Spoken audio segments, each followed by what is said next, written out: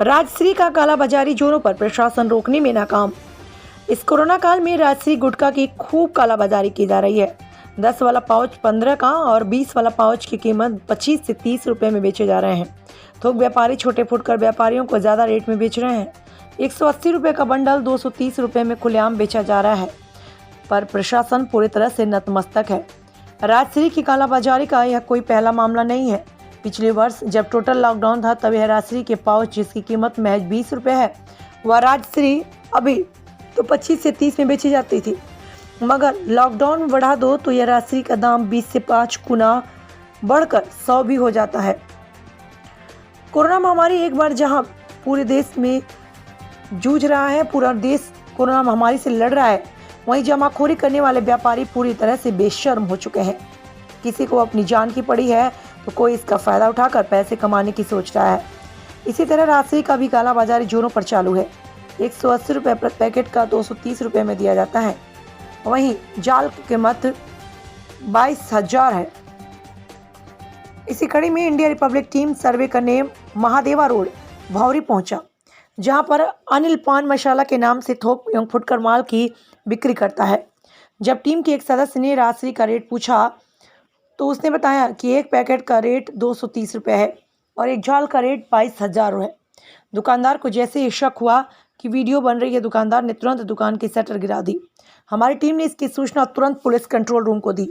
करीबन 1 घंटे इंतजार करने के बाद कोतवाली पुलिस का एक सिपाही मौके पर पहुंचा और दरवाज़ा खुलवाने का प्रयास किया, पर दरवाज़ा नहीं खुल सका और वह चला गया। जिसके बाद इसकी सूचना सिटी तहसीलदार राजेश शाही को दी गई, जिसके बाद भी ना तो मौके पर तहसीलदार राजेश शाही पहुंचे और ना ही फूड विभाग का कोई कर्मचारी पहुंचा। पुलिस घंटों दुकान के शटर पीटती रही, पर दुकान खोलकर राजश्री जब्त करने में नाकाम रही और फिर वापस चली गई। सामने हमारे अनिल पान मसाला है। ये जो है राजश्री की कालाबाजारी कर रहे हैं। प्रशासन पूरी तरह से मुस्तैद है कालाबाजारी रोकने के लिए, लेकिन उसके बाद भी कुछ लोग हैं जो कालाबाजारी करने से बाज नहीं आते। पिछले 4 घंटे से हम लोग यहीं खड़े हैं और प्रशासन एक बार आके वापस लौट गया, पुनः फिर से गाड़ी आई है, लेकिन ये लोग हैं कि दरवाज़ा खोलने को तैयार नहीं। प्रशासन काफ़ी वहाँ पे जाकर उनसे रिक्वेस्ट भी कर रहा है कि आप दरवाज़ा खोल दें, लेकिन वो खोलने के लिए तैयार नहीं है। ऊपर से हम लोग मीडिया कर्मियों के ऊपर वार भी किए गए हैं, पत्थर फेंके गए हैं। जैसे आप देख सकते हैं यहाँ ईंटे के पत्थर पड़े हुए हैं। वहाँ भी लोगों ने अभद्रता की और गालियाँ दी। इसके बाद भी वो दरवाज़ा बंद करके और अंदर होकर सोच रहे छुप जाएंगे। प्रशासन बार बार रिक्वेस्ट कर रहा है, उसके बाद भी वो राजश्री अंदर रखे हुए हैं, जिस कारण दरवाज़ा नहीं खोल पा रहे हैं। देखिए हमारे सामने पुलिस प्रशासन खड़ा हुआ है और रिक्वेस्ट कर रहा है इनसे दरवाज़ा खोलने के लिए, लेकिन ये खोलने को तैयार नहीं है।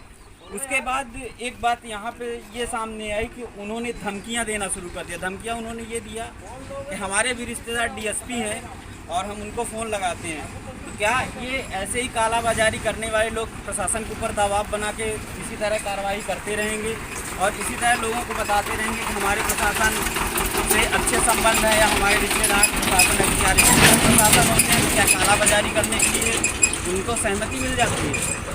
और खाद्य विभाग को जब फ़ोन लगाया गया, खाद्य विभाग ने किसी भी प्रकार का कोई इसमें एक्शन नहीं लिया। खाद्य विभाग ने फ़ोन उठाना अभी तक मुनासिब नहीं समझा है।